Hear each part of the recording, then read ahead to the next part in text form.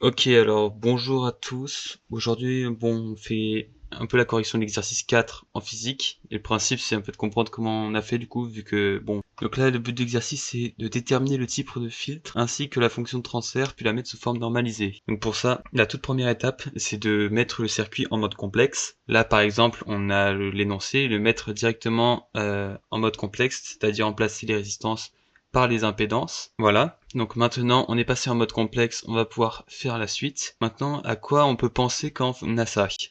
Alors déjà, on va introduire la valeur oméga, qui va varier entre 0 et l'infini. Enfin, je sais pas vraiment à quoi elle correspond, mais ce que je sais, c'est qu'elle varie entre 0 et l'infini. Donc petite précision sur oméga, puisque je viens de me renseigner et qu'il était temps. Donc oméga, ça correspond à la pulsation, donc la fréquence angulaire. Comme on a dit, quand on va le dire plus tard, oméga c'est égal à 2πf. Et on l'utilise en filtre parce que ça rend les équations plus simples que quand on utilise f. Voilà, tout simplement. Pourquoi ce oméga il est important? Parce que dans la formule des impédances de la bobine et du condensateur, donc ZC et ZL, eh ben on a ce oméga qui apparaît. Donc l'impédance, qu'est-ce que c'est? Moi j'ai juste compris comme la résistance, mais genre en mode complexe. C'est pour ça qu'il y a le J qui en fait est équivalent au I carré égale moins 1, mais on a pris J pour pas faire de confusion, bref. Donc ce oméga il va varier entre 0 et l'infini. Donc là, on va avoir besoin de faire deux schémas différents dans le cas où oméga tend vers 0 et dans le cas où oméga tend vers l'infini. Quand oméga il tend vers 0, bah forcément J fois L fois oméga ça tend vers 0.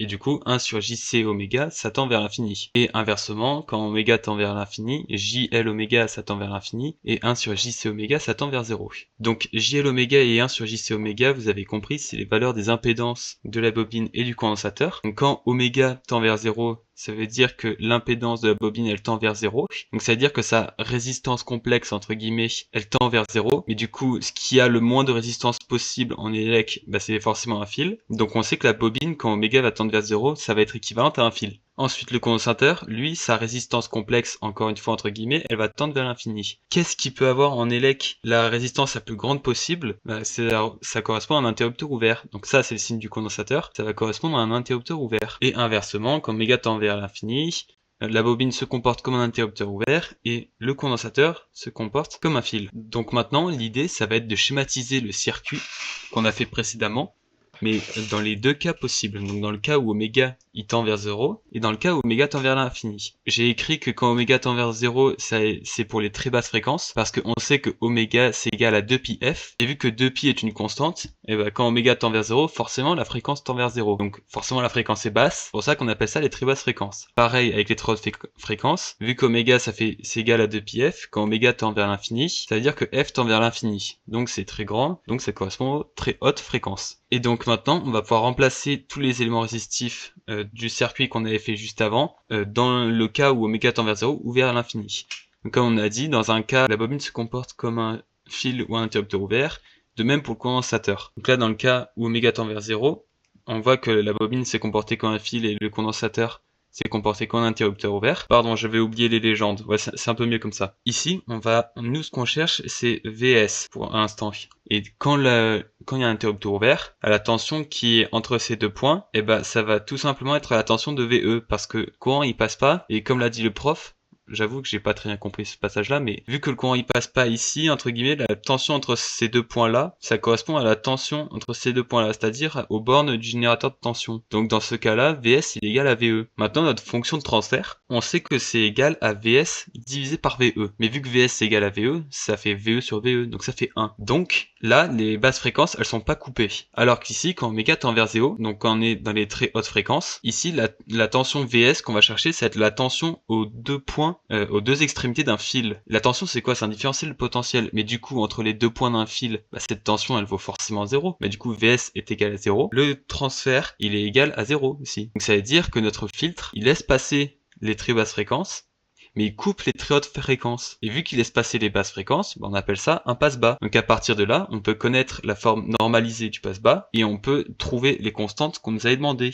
Donc là, du coup, pour le passe-bas, on a la formule qui est dans le cours. On a un passe-bas de second ordre parce qu'on a une bobine et un capaciteur, enfin un condensateur, donc ça fait deux éléments résistifs, donc on a un circuit d'ordre 2 en mode passe-bas. Donc ça c'est la formule, la forme normalisée du transfert. Donc avec G0, oméga 0 et le sigma qui est là, qui vont être à déterminer. Or, on sait toujours que notre fonction de transfert, elle vaut Vs sur Ve. Donc on va poser une simple équation comme ceci. Donc maintenant, le principe, ça va être de faire de l'identification pour pouvoir trouver la valeur, trouver toutes les valeurs qu'on cherche. Ici, on peut voir qu'on a déjà un 1 sur quelque chose avec un 1 plus, etc. Qu'on en déduit assez facilement que le G0, bah là, il vaut 1. Parce que ça fait 1 fois ça, entre guillemets. Et donc maintenant, ici, le 1, on le retrouve ici aussi. Donc le 1, on va pas y toucher. Maintenant, on va savoir que ce membre-là, avec J, il va correspondre à ce membre-là, parce qu'il y a aussi J. Et que ici, on sait qu'il y a le oméga carré, et ici aussi, il va y avoir le oméga carré. Donc, on peut écrire directement que ce membre-là, il va être égal à celui-là. Et de même pour celui-là, qui va être égal à celui-là. Donc maintenant,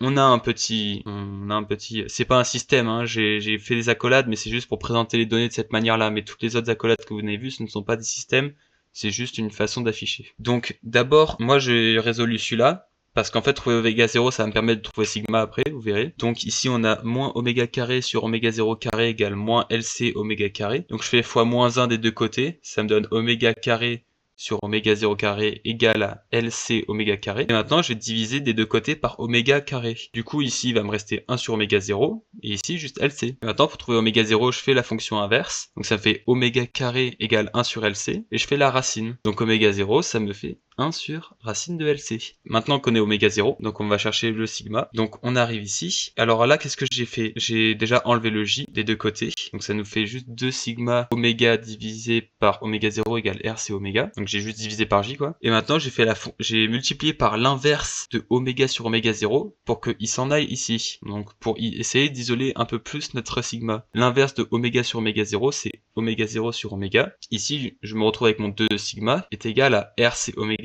fois, donc l'inverse de ça, c'est-à-dire oméga 0 sur oméga. Ça me donne ce gros truc là. Et ce gros truc là, j'ai un oméga en haut, un oméga en bas, et c'est que une multiplication, donc je peux tout simplement le simplifier. Je me retrouve avec 2 sigma est égal à RC oméga 0, et donc sigma est égal à RC oméga 0 divisé par 2. Et oméga 0, on l'a trouvé tout à l'heure, c'est 1 sur racine de LC. Donc ça fait RC sur 2 fois 1 sur racine de LC. Donc on sait que sigma est égal à RC divisé par 2 racine de LC. Bon, nous on avait simplifié encore plus quand je l'ai fait au tableau, quand le prof, parce que, voilà. Parce qu'en général on laisse pas des racines au dénominateur. Ouais, donc si vous avez compris le principe, eh ben c'est super. Et si vous avez des questions, n'hésitez pas à me les poser en commentaire. Voilà. Ciao ciao.